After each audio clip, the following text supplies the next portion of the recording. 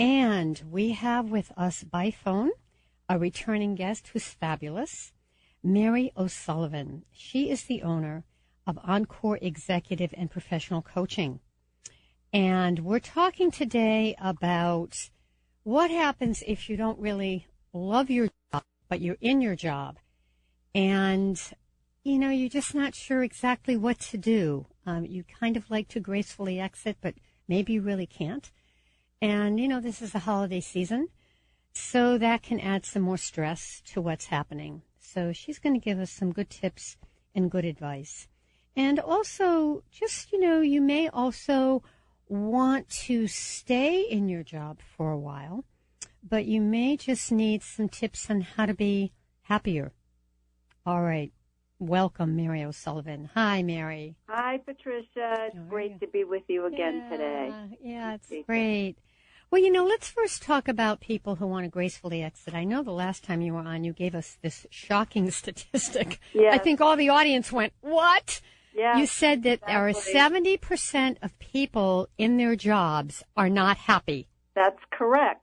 70%, that's amazing. According to a 2013 Gallup poll, actually hate their jobs, and the word hate was used. And I was pretty surprised because Gallup doesn't normally use that kind of language, but that was the actual word that was used. And to get a little bit further into the research, they noted that 30% of people are happy or are contented with their jobs, but only 13% are actually actively engaged. That means they come to work every morning and they give it their all. Mm-hmm.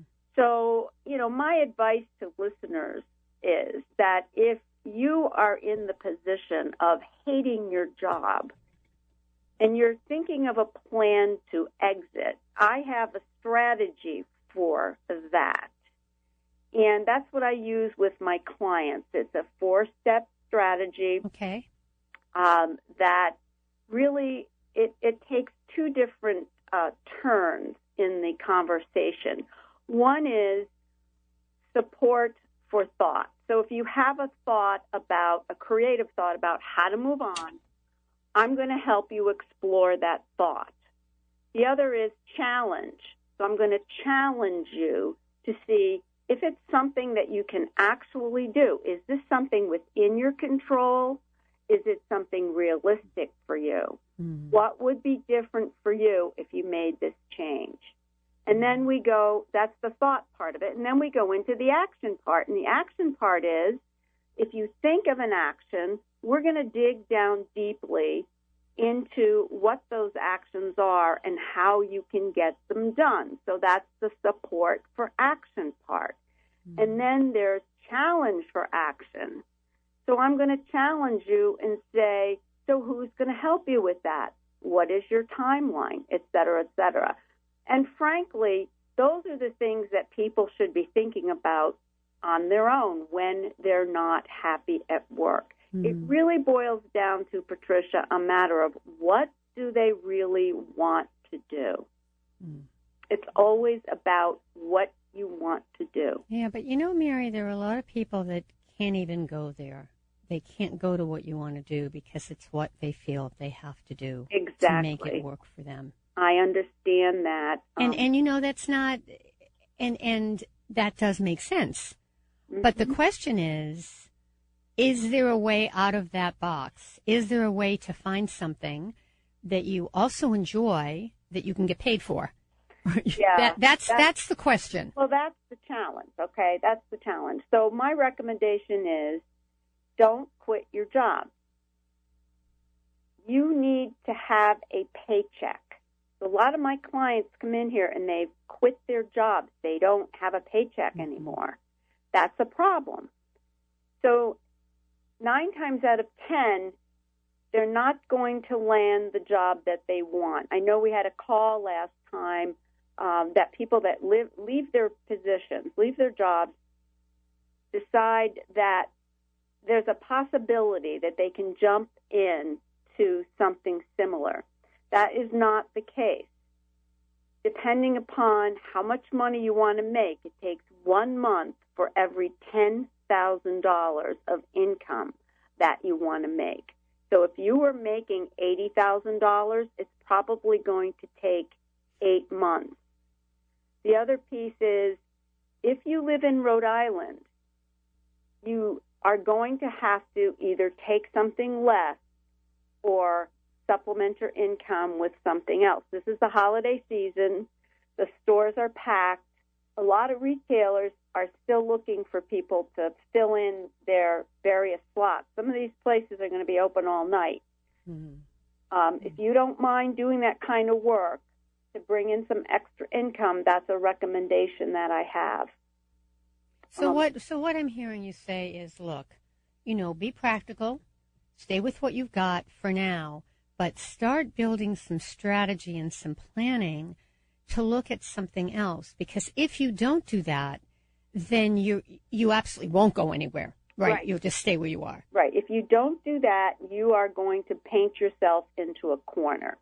So I like to work with people before they leave so that there's a plan and a strategy, as you said earlier, for a graceful exit. But, Mary, if there are some people, not everybody has that. There are times that, the company leads you to the door. I mean, I hear this. Yeah. We take you to your car, and we take you to a car and say, don't come back. We'll bring out your boxes. I mean. Yeah, you pull in one day. Yeah, how humane is that? But anyway, that's a whole other story.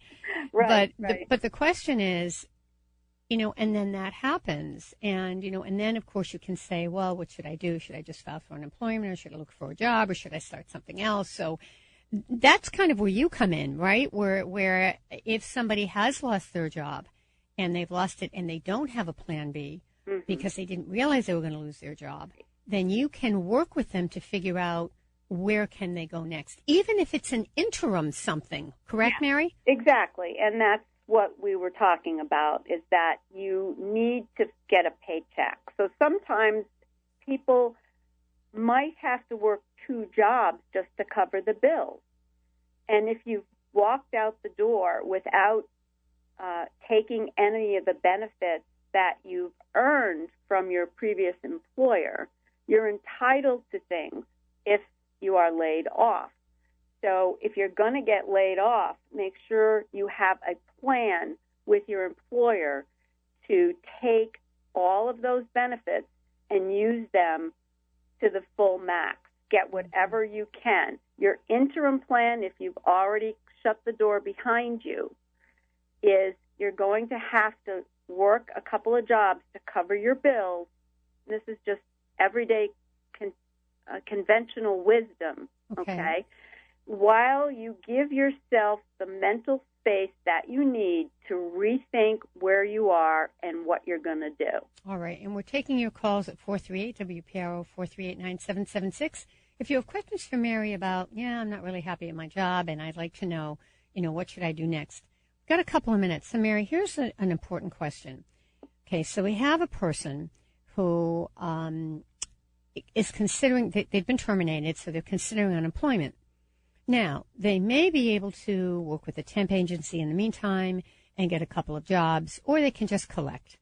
Right. Now, my question to you, and I'm giving my personal opinion here, but my feeling would be that you may get a little bit less or not if you temp or if you take something part-time, but you're back in the stream with people where there could be possibility. Whereas if you collect unemployment, that may not happen unless you're networking all the time. What's your thought about that? Well, to be honest with you, I think that people should collect, and here's why. Okay. Because, number one, they've put into that system, and they're entitled to get something back out. So collect your unemployment. It's a right. It's yours. Collect it for as long as you can, but I don't want to see people sitting at home watching television all day and doing 5 crossword puzzles. Okay, that is not a productive use of your time. And that's not what it's for, correct? No, that's exactly not what it's for. Right. It's to help you in the interim so you can find something else. People get over the hump. Now, what I recommend to my clients is that their job, 8 hours a day, from 8 to 5 or whatever hours they used to work, is to look for a job. You go to the library. You go to universities, particularly if you're a college graduate, go to your university outplacement center. They will help you find what's local, what's available. Go to these various networking organizations. There's plenty of them out there. If you used to be an HR person, start to rub elbows with your old HR organizations. There's plenty of professional organizations that will help you find another position. Mm-hmm. So that's for the professionals. But for everybody else, you need to be in circulation. You need to be where people can see you. Mm-hmm. You need to have an elevator speech. Yeah, I want to say something about that, the elevator speech. You know, when this happens, people's self-esteem gets damaged. Yes. And I think one of the things you help them do is understand how to present themselves, because if you're hanging your head down and saying, oh, I just lost a job, that's not the way you're going to get a new job. Exactly. And it's so true. And I really feel bad for people when they come in here, because a lot of times their appearance is not what it should be. Mm-hmm. And when people ask me, this is the way I went to my last interview, I say right away, here's a few tips on what you need to do before you show up again. I'm telling you, if I were interviewing you the way you look today, I wouldn't bring you back for another interview. And Mary, when you say that, it's not just about, wearing the best dress or the best suit. It's also your energy, right? And being neat and clean. There's a lot of things in here. It's not just what you're wearing. Right. If you have gray hair, get it touched up, for women particularly. Get somebody to help you with your makeup. Exude your inner enthusiasm. Exude who you really are. Don't look down. Don't fold your hands. There's all kinds of literature out there on this, Patricia. There really is. But people are so stymied, they don't know what to do first. So I will be happy to work with those people and get them over that hump. All right, we're going to take a break, but tell us about the offer that you're offering our listeners quickly. Yes, for everybody who listens today, if you call me on my phone number, which is 401-742-1965, I'm offering a complimentary 20-minute coaching session. And also, I'm inviting all Patricia Raskin listeners to be my guest. I have 2 workshops coming up, one in Newport on December the 10th from 9 to 10:30, and one in North Kingstown on December the 9th, and that's a lunchtime seminar, Lunch and Learn, from 12 to 1:30. All right. And we'll repeat these right after the break, Mary. Absolutely. All right. EncoreExecutiveCoaching.com. You're listening to the Patricia Raskin Show right here on News Talk 630 and 99.7 FM WPRO. We're the voice of Southern New England, and we'll be right back.